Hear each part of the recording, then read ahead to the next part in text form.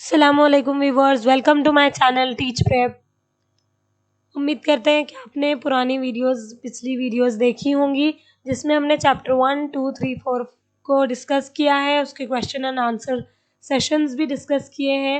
تو پلیز جا کر ان ویڈیوز کو دیکھیے، اسے لائک شیئر اور سبسکرائب ضرور کریں، ان تک ضرور پہنچائیں جن کو اردو کے نوٹس کی ضرورت ہے، اردو کی ویڈیوز کی، اردو کو سمجھنے کی ضرورت ہے، تاکہ دیکھیے ہمارا پیڈاگوجی کا 15 آؤٹ آف 15 اسکور ہو سکے۔ اس لیے اس کے لیے سمجھنا ضروری ہے۔ تو اب ہم آگے بڑھتے ہیں بنا ٹائم پاس کیے کہ چیپٹر نمبر 5 کی طرف۔ یہ دیکھیے قواعد کا کردار ہے، یعنی کہ تدریس قواعد کیسا ہوتا ہے، اس کی ضرورت کیا ہے، اس کے بارے میں ہم دیکھیں گے آج۔ دیکھیے بہت ہی چھوٹا اور بہت ہی آسان ٹاپک ہے ہمارا یہ۔ اس میں الگ الگ ماہر کرداریت کے بارے میں بیان کیا گیا ہے کہ ماہر کرداریت الگ الگ ماہرین لسانیت جو ہے اپنے آپ میں ایک دوسرے سے اختلاف پایا جاتا ان کو، کہ کوئی کہتے ہیں کہ قواعد کے کردار اور اس کی تدریس کو الگ الگ نظریات سے دیکھا جانا چاہیے، اور کچھ ماہرین تعلیم کہتے ہیں کہ یہ ایک علیحدہ مضمون کی حیثیت سے پڑھایا جانا چاہیے، مگر کچھ ماہرین تعلیم اور اس کو تدریس و آموزش عمل کے ایک حصے کے طور پر دیکھتے ہیں۔ اور صحیح یہی ہے کہ ہم کو قواعد کے کردار کو تدریس و آموزش کے عمل کے ایک حصے کے طور پر ہی دیکھنا چاہیے، نہ کہ ایک الگ کنٹینٹ کی طرح پڑھانا چاہیے، کیونکہ لینگویج کی روح ہے قواعد، ٹھیک ہے؟ تو قواعد تو ہم ایک ساتھ ہی پڑھائے تو ضروری ہی رہیں گا اور صحیح بھی رہیں گا۔ اب علیحدہ سے قواعد کی تدریس کی کچھ ماہرین خیالات جو ہیں، ماہرین لسانیات جو ہے علیحدہ سے قواعد تدریس کی مخالفت کرتے ہیں، اور یہ صحیح بھی ہے۔ وہ عملی قواعد کی حمایت کرتے ہیں، بالکل 100% یہ بات صحیح ہے کہ عملی قواعد ہونا چاہیے، نہ کہ بچے کو جو ہے صرف یاد الگ سے پڑھانا چاہیے کہ یہ بیٹا یہ قواعد ہے، اسے قواعد کہتے ہیں۔ نہیں، ہم جو پڑھا رہے ہیں کنٹینٹ، ہم انگلش اگر پڑھا رہے ہیں تو اسی میں ہم کو بچوں کو سمجھانے کی ضرورت ہے کہ یہ ناؤن ہے، یہ پروناؤن ہے، یہ آرٹیکل ہے، وغیرہ وغیرہ، انسٹیڈ یہ کہ ہم اسے الگ سے پڑھائیں۔ دیکھیے عملی قواعد کا مطلب کیا ہے کہ بچوں کو قواعد کا سبق جو ہے الگ سے نہ پڑھا کر نصابی اسباق کے دوران استعمال قواعد سے واقفیت کرا دی جائے۔ جس طرح کہ ہم نے ابھی کہا آپ سے کہ ہم اگر کوئی چیپٹر پڑھا رہے ہیں تو اسی میں ہم کو بتانا چاہیے کہ بچوں یہ سینٹنس یہ ایسا سینٹنس ہے، یعنی کہ انٹروگیٹو ہے، امپریٹو ہے، کوئی جملے میں اگر حکم جاری ہو رہا ہے تو ہم کو بتانا چاہیے کہ یہ امپریٹو جملہ ہے بیٹے، کیونکہ اس میں حکم جاری ہو رہا ہے۔ کوئی سینٹنس میں سوال جاری ہو رہا ہے تو ہمیں بتانا چاہیے کہ یہ انٹروگیٹو سینٹنس ہے۔ تو اس طرح کیا ہوگا کہ بچے بوریت اور رٹنے سے بھرپور تعریفوں سے بچ جائیں گے، یعنی کہ الگ سے بچوں کو یاد نہیں کرانا ہے کہ ناؤن اسے کہتے ہیں، ناؤن اسے کہتے ہیں، noun is the name of any name of a person, thing, place اور اینیمل۔ یہ چیزیں پڑھانے سے اچھا ہے کہ آپ جو ہے یہ بتائیں کہ دیکھو بیٹا یہاں پر ٹائیگر از ڈینجر آیا ہے تو ٹائیگر کیا ہوں گا، یہاں پر ناؤن ہوں گا، کیونکہ یہ ایک اینیمل کا نیم ہے۔ پھر عالیہ is sitting on the table, تو عالیہ کیا ہے بیٹا، ناؤن ہے۔ ٹیبل کیا ہے، ٹیبل بھی ناؤن ہے کیونکہ یہ چیز میں آ رہا ہے۔ سٹنگ کیا ہو گیا، ورب ہو گیا۔ یہ ایسا ہم کو قواعد کو الگ سے پڑھانے کے بجائے اس طرح سے کوریلیٹ کر کے پڑھانا چاہیے، اس سے بہت جلدی اخذ بھی کر سکتے بچے اور ان کو رٹنے کی ضرورت بھی نہیں پڑتی۔ اب دیکھیے زبان بھی سیکھ جاتے بچے، اب پھر بچہ اپنی مادری زبان بغیر قواعد کی تعلیم کے ہی سیکھ جاتا ہے۔ کیوں سیکھتا ہے وہ؟ کیونکہ وہ سنتا ہے، سننے سے سیکھتا ہے، تقلید کرتا ہے۔ قواعد کی ضرورت جو ہے عموماً ثانوی زبان کی تدریس میں اس کی لسانی ساخت کو سمجھنے کے لیے پڑتی ہے۔ دیکھیے قواعد کی ضرورت عموماً کن چیزوں کے لیے پڑتی ہے؟ ثانوی زبان کی تدریس اور اس کی لسانی ساخت کو سمجھنے کے لیے، یعنی کہ ہماری سیکنڈ لینگویج بولے یا تھرڈ لینگویج بولے، اس کو سمجھنے کے لیے ہم کو قواعد کی ضرورت پڑتی ہے۔ دیکھیے اب ہماری مادری زبان ہے اردو، تو انگلش سمجھنے کے لیے ہم کو، انگلش بولنے کے لیے، یعنی کہ لسانی ساخت کس کو کہیں گے ہم، کہ ایک اسٹرکچر جو ہے، سینٹنس کا اسٹرکچر ہم کو معلوم پڑنا، یعنی کہ ہم انگلش میں یہ نہیں بولنا کہ going to market I am, بلکہ یہ کہنا چاہیے کہ I am going to the market. کیوں؟ تو یہ کیا ہے، لسانی ساخت ہے۔ ہماری زبان کی. تو اب یہ ہماری مادری زبان تو ہے نہیں جو ہم خود بخود پڑھ لیں گے یا سمجھ لیں گے، تو اس لیے اس کے لیے قواعد کی ضرورت پڑتی ہے. اول زبان میں تو زبان کی اصلاح خواندگی کے اسباق کے دوران ہی ہو جاتی ہے. اول زبان میں جیسا کہ ہم نے بتایا کہ مادری زبان تو بچہ خود بخود سن کر سیکھ لیتا ہے. اب اگر ہم دنیا کی تمام زبانوں کی نشو و نما پر غور کریں تو ہم یہ پائیں گے کہ زبانیں پہلے وجود میں آئی اور پھر گرامر کے اصول کیا ہوئے، بعد میں بنائے گئے، اور ان کے بنانے کا مقصد جو ہے زبان کی اصل صورت کو قائم رکھنا تھا. قواعد کی ضرورت اس زبان کو سیکھنے کے لیے پڑتی ہے جس سے ہم بالکل ہی ناآشنا ہو. قواعد کی ضرورت کس زبان کو سیکھنے کے لیے پڑتی ہے؟ جو ہم کو بالکل نہیں آتی. اب دیکھیے فار ایگزامپل ہم کو مراٹھی نہیں آتی تو ہم مراٹھی میں بول نہیں سکتے. کیوں؟ کیونکہ جب تک ہم اس کا اسٹرکچر، سینٹینس کا اسٹرکچر نہیں سمجھ سکتے ہم اس کو نہیں بول سکتے. تو دیکھیے سبجیکٹ پلس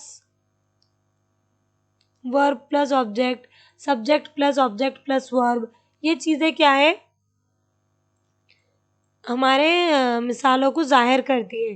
تو اسی سے ہم دوسری زبان اور تیسری زبان سیکھتے ہیں یا ایسی زبان سیکھتے ہیں جس سے ہم ناآشنا ہوں، جسے ہم نہیں جانتے.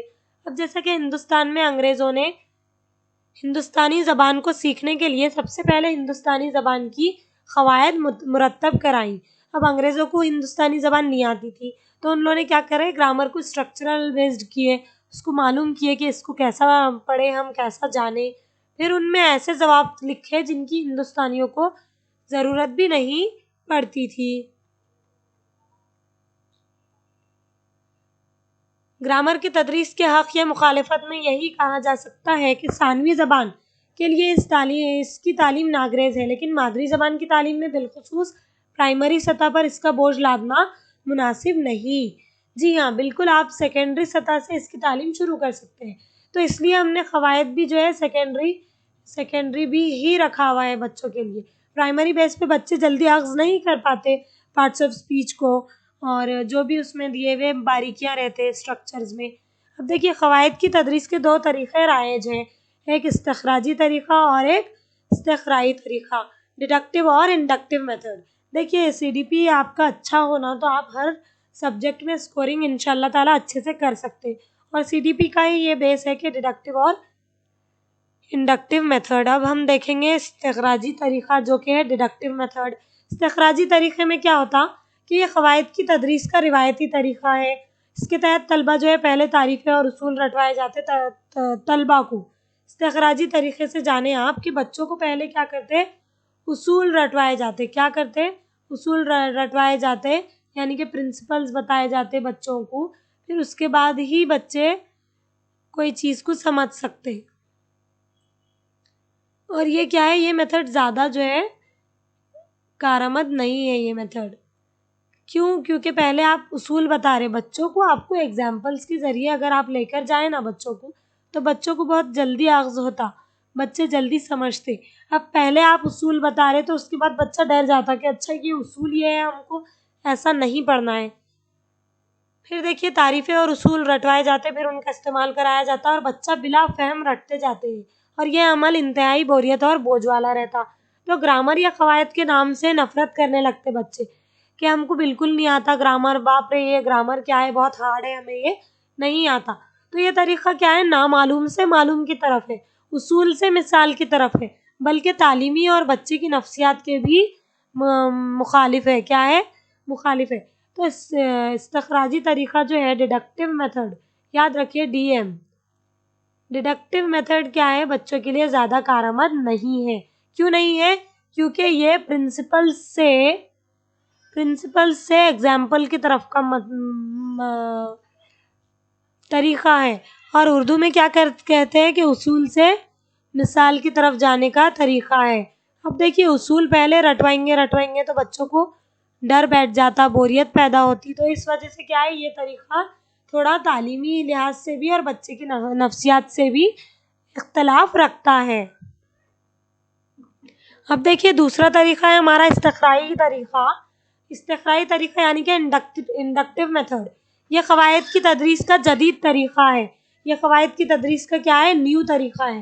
اس کے تحت جو ہے طلبہ معلومات کا استعمال کر کے قواعد کی تعلیم بچوں کو دی جاتی، یعنی کہ بچوں کو معلومات کا استعمال کرانے لگاتے ہم۔ مثال کے استعمال سے بچوں کو نصابی کتب میں اسباق اور مثالیں لے کر سوال و جواب کے ذریعے قواعد کے اصول و ضوابط اخذ کرائے جاتے۔ پھر تعریفوں کے مقام پر قواعد کے عملی استعمال پر زور دیا جاتا، یعنی طریقہ مثالوں سے اصول کی طرف اور معلوم سے نامعلوم کی طرف گامزن ہوتا۔ اب بچوں کو جو نالج معلوم ہے اسی سے آپ لے کر جائیں تو بچہ بہت اچھے سے اخذ کرتا ہے چیزوں کو۔ پھر نفسیات کے عین مطابق طلبہ کی دلچسپی بھی اس میں برقرار رہتی۔ طلبہ کو قواعد کے سبق الگ سے نہ دے کر بلکہ انہیں زبان کے اسباق سے ہی مربوط کر دیا جاتا۔ قواعد کی زبانی مشقیں تحریری مشقوں کے مقابلے زیادہ کرائی جاتی۔ اب بچے کے انفرادیت، جماعت کے تنوع اور دلچسپی کا لحاظ رکھنا قواعد کی تعلیم میں نہایت ضروری ہے۔ دیکھیے ہم نے کیا دیکھا اس میں، inductive method, deductive method. Inductive method کیا ہے؟ بچوں کو مثالوں سے ضابطوں کی طرف لے کے جانا ہے، اور ڈیڈکٹیو میتھڈ کیا ہے کہ بچوں کو جو ہے معلوم چیزوں سے نامعلوم کی طرف نامعلوم سے معلوم کی طرف لے کے جانا ہے۔ تو اس میں بچے کیا کرتے ہیں؟ استخراجی میں بوریت محسوس کرتے ہیں، اور یہ تعلیمی اور بچے کی نفسیات کے بھی مخالف ہوتا ہے۔ اور ہم نے کیا دیکھے یہاں پر، گرامر کی تدریس کیسے کرتے ہیں، ماہرین لسانیت نے کیوں اس میں مخالفت اختیار کی، یعنی کہ الگ الگ طریقے ان کے کیوں ہیں، یہ ہم نے دیکھا ہے یہاں پر۔